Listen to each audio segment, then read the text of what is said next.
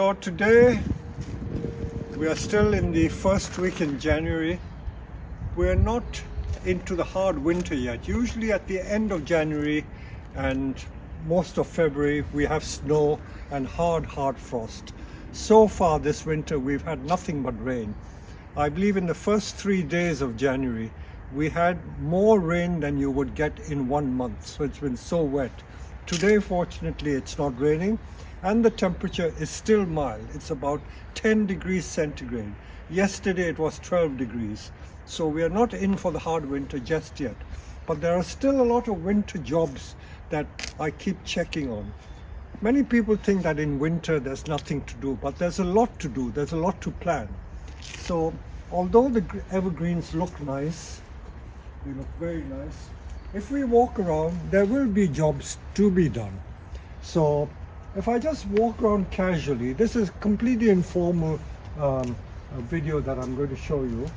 I look at all the trees and see how they're doing, and this little favorite forsythia of mine, I've shown it to you before. This is a sentimental piece that my late wife's friend made, and I can see that some of these forsythia flower buds are already starting to swell. So in a couple of months, or maybe in just a month, it'll begin to flower. The junipers are looking very green. I'm going to talk about the junipers in just a minute, but I will come back to that after I've looked around the nursery. And as I walk around, the larches look bare, the oak trees look bare. And what are these fruit doing? These are the quince fruit. These are the Chinese quince fruit from just one tree. And I'm going to show you what I will do with these because we have a use for them. So let's walk to something else. This is a huge San Jose juniper, and if you remember the videos I showed you about Taiwan and those twisted junipers, and looking back, this is something I did 30 or more years ago, and all these twisted effects are the nearest thing I can get to what the Taiwanese do. And you see the wire is still embedded in the bark there, and most of you will know that I used to be criticized for leaving wire on, but this is how these twisted effects are created. So I'm very pleased that I've been vindicated yet again. So this, as I say, is the nearest thing to a Taiwanese juniper. Nowhere near the quality that they can make, but the principle is the same. Twist the things around and leave the wires on and you will get that twisted effect. So that is something that I propose to do this coming year. What about the maples? We see so many maples around, and at this time of the year I do not touch the maples. You are always tempted to prune the ends and do work on ramification, but I do not start doing them till well into the spring.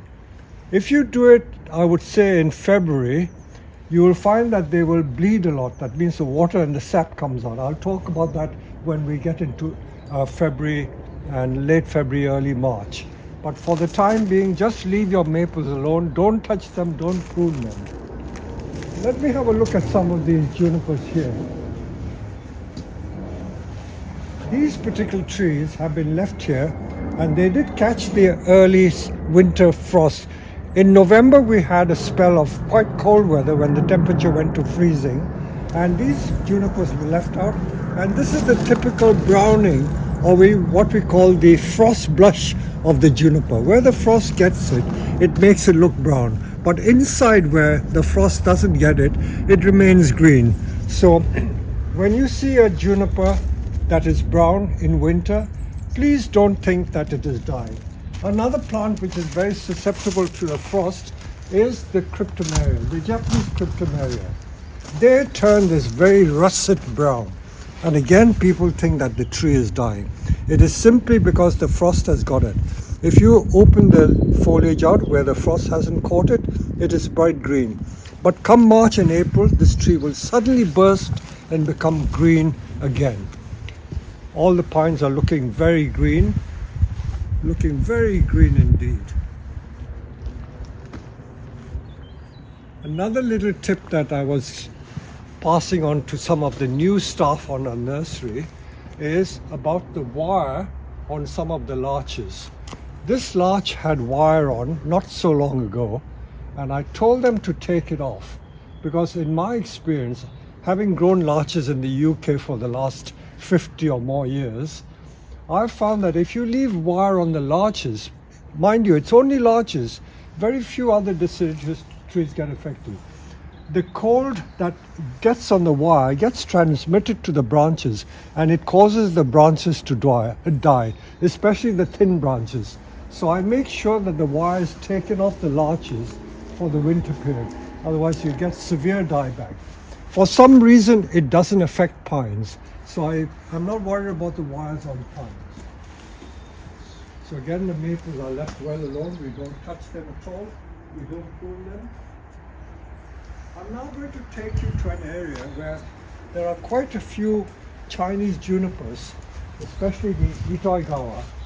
Now this is another juniper that's slightly brownish. This is a Itoigawa left in the frost. Now if we come here, if you look at these Itoigawas, these are all Itoigawas. You see how bright green they all are. They're all very bright green. Every single one of them. And I seem to recall that in the winter, early winter of January, I think, it was certainly January or maybe even early February, one of our colleagues, Padma Priya, started fertilizing the evergreens with the ordinary Japanese Naruko fertilizer or the rapeseed fertilizer. I didn't say anything to him at the time, and he probably hasn't seen this video.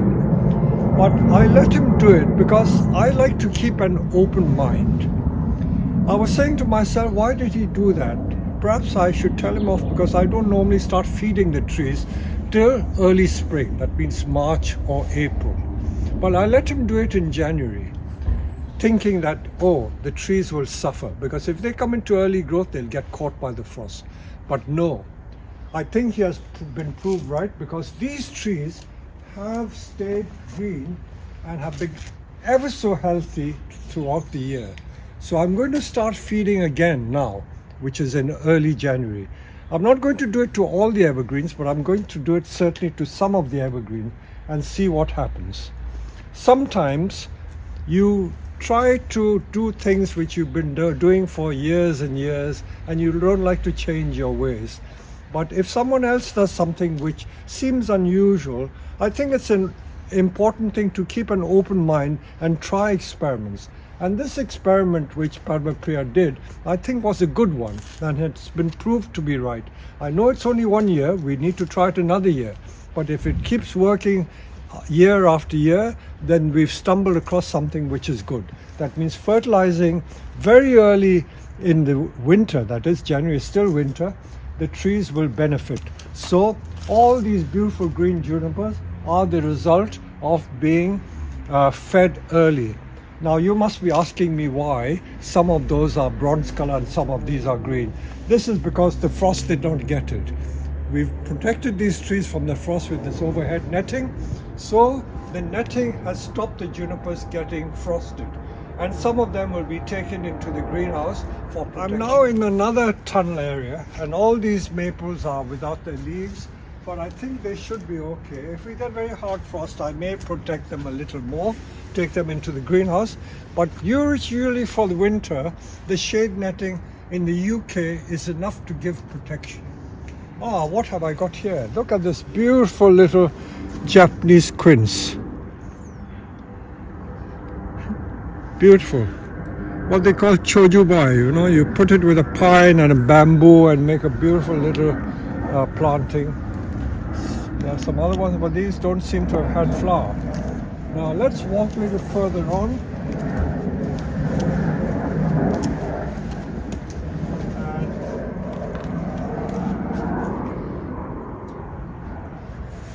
I'm carrying this empty pot and a pair of secateurs because I'm going to collect some seed. Now these are pyracantha. You look at all these seeds here. The birds are very fond of eating these fruit. So they keep picking the fruit, but I don't like to waste anything. I don't like to waste anything. All these seeds will become plants. So I'm going to collect all the rest of these seeds, as many as I can. It's really just to show you what we do. So we are going to sow some of these seeds and follow the progress of this tree. This is where the birds have taken all the fruit. I let the birds take some because I like to feed the birds as well. So I don't collect all the seeds. I take some of the seeds and let the birds eat some. The same with this. This is the Japanese hawthorn. And they have these beautiful large fruit. And they'll only drop and get wasted. So at this time of the year, before they fall or get pinched by the birds, I will collect some seed and I will sow them. I will sow them. So this is what I do with these fruit. And there are different types. You see that type of Japanese hawthorn has got the big fruit, and this Japanese hawthorn, I don't know what's the difference. They've got slightly different fruit. So they're all different plants. So it's worth seeing how they perform. They're clearly different. They're clearly different. Once you're into plants and into bonsai, it's great fun sowing from seed. Now this is the European hawthorn or oxycanthus, so that Japanese one must be similar to the European one. So there are a lot of fruit in this too.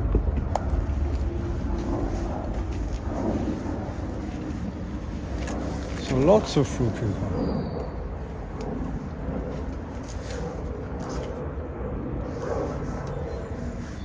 And these rock plantings, we've had such a hard summer last year that they got frazzled in the heat. So I've got to carefully nurture them and bring them back into good condition. So if the frost gets harder, it's going to go into the greenhouse for protection, because they did suffer a lot last year in the heat. So let's move on and see what else there is to do. The yews I will probably leave outside because the frost is not too hard. The other thing I wanted to point out is that I said I don't prune anything. So all these long shoots, you see, this is the Chinese quince, is already coming into leaf. Such an early plant. Look at it, all coming into leaf. And this has not been protected in the greenhouse. One is tempted to prune the shoots, but I'll be a bit reserved and cautious and don't prune it just yet. The same goes for our young nursery plants. If I can just take you to an area where we have a lot of young nursery plants. These of course all are starter plants. We continue to sell and make bonsai from them.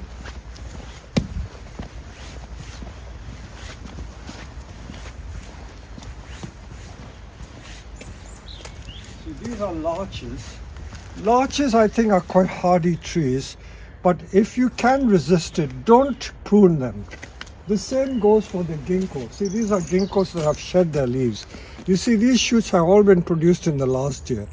And one really should cut them back to about here or even further down. But I prefer to wait till end of February, early March, when the worst of the winter is over. Because if you make cuts now, the frost can get into the twigs and cause dieback further back. So this is just a precautionary measure. Don't be in a rush to do that. Again, looking at some of these forsythia, they're already bursting. The buds are beginning to swell. And very soon they should be blooming.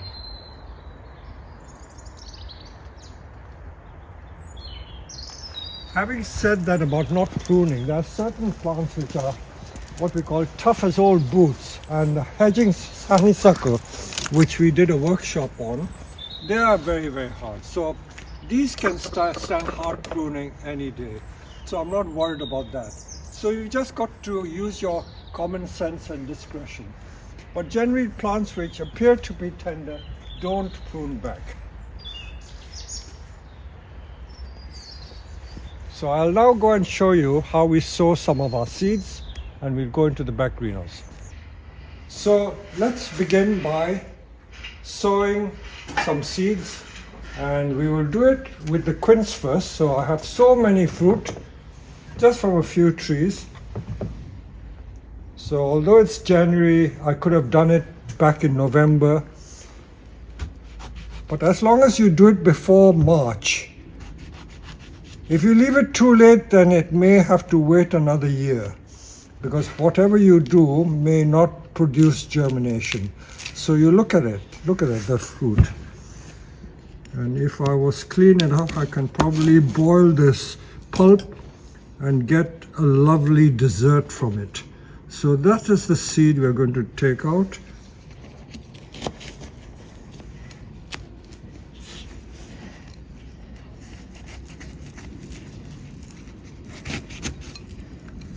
The fruit is not very sweet.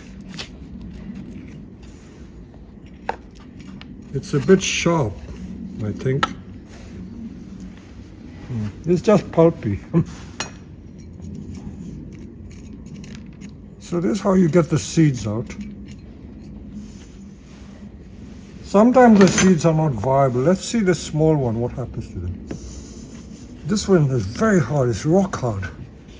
I've got to be careful that I don't cut the seeds, because if you cut the seeds, then you've ruined it.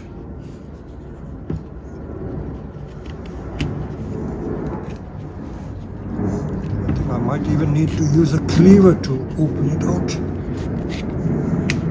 Oh, so I've cut some seeds.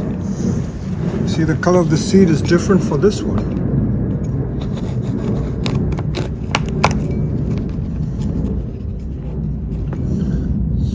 So those are the seeds, like so.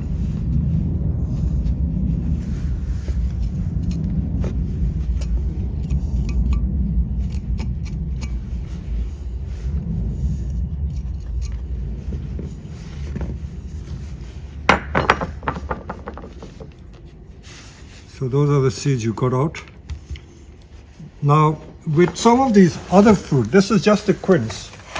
These crab apples, they eventually rot. So you can either cut the fruit open to get the seeds out. You see, look at the seeds. So nice and firm seeds. So this fruit probably only got like 5 or 6 seeds. So that's the seed you want to get out. But I'll show you, we do different things with different seeds. So let's prepare the compost. You must be wondering why I have this one with just sand in it. There are all sorts of different theories. Look at that, some maple seed in there fallen on the thing, and it's already beginning to swell and germinate. So sand is a very good medium to use. But if you wanted to, you could sow it in pure sand, because although it may not have any nutrients, once it germinates, you then prick them out and you can separate the seedlings. So these quince seeds I will just put in here. You can spread it around. Doesn't matter if they stick together, because you will always be able to separate the seedlings once they grow. And then you can cover it with a very thin film of sand again. Now I showed the use of sand because many people think that you've got to use special seed sowing compost. You don't have to.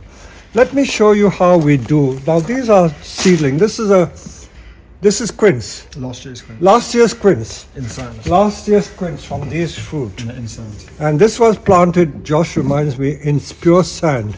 Look at the sand. And these all germinated like that. Look, the leaves are fallen because of deciduous tree. And you see a little bit of red, quince leaves are red like this. So this is 1 year seedlings. Now this is cotoneaster seedlings. And look at it, this is only 1 year. Only 1 year, sown last winter, and already they are quite viable plants. If I pull one out, and if you wanted to make a marmee tree, I dare say you could even make a marmee tree. Look at how vigorous the roots are. Certain trees are more vigorous than others, and cotoneaster is certainly one of them. Oh, the roots are so vigorous that they've all got entangle with the other plants. Look at that, 1 year seedling. And I've got to cut the root off, it's so vigorous. Look at that. Such a lovely plant. So there you are, you could wire it and get a very nice bonsai from that with a 1 year seedling. So these are things I sowed last year, and you see the roots are coming out from underneath the tray. I'm going to show you how to mix compost if you want to be fastidious. Let's come here. Now there's all sorts of commercial compost, what they call garden compost, available in the market. This is something that you can buy from supermarkets or garden centers. And now that peat is no longer used, this is probably composted leaves and chipped bark.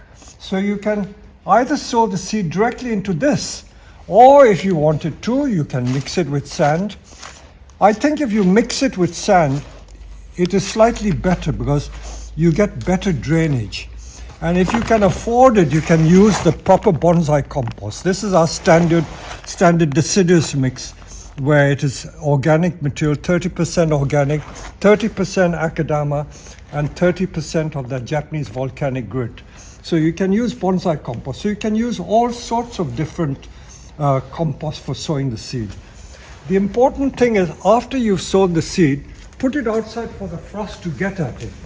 So the frost acts as a stimulator, and it is called breaking the dormancy.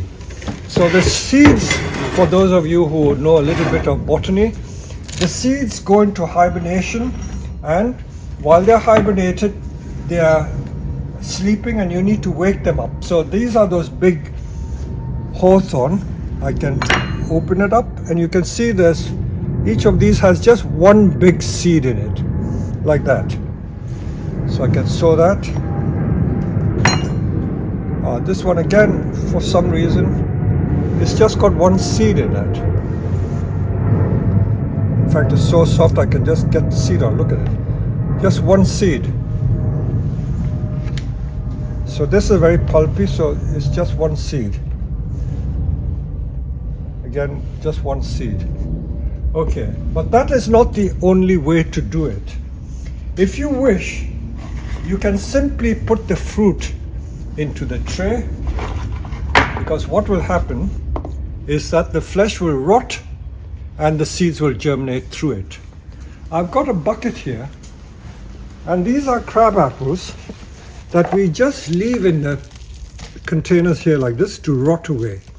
And when they rot, rather than cut open each individual fruit, we sow it in our seed beds, and this is how we get our crabapple plants. Simple as that. So there are so many different ways of doing it. Please remember that there is no one way which is perfect, and no one has the monopoly of wisdom. If you've done it a particular way and are successful, please tell me. I've got something to learn from you. There are so many different ways of sowing seed.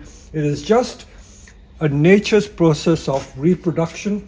So seed sowing, although you may think it is a long process, it is quite a rewarding process, and you can get results very quickly. Like most of our maples are grown from seed. Junipers we prefer to grow from cuttings, but junipers can also grow from seed. So enjoy your winter sowing seeds. So there's always something to do in the winter.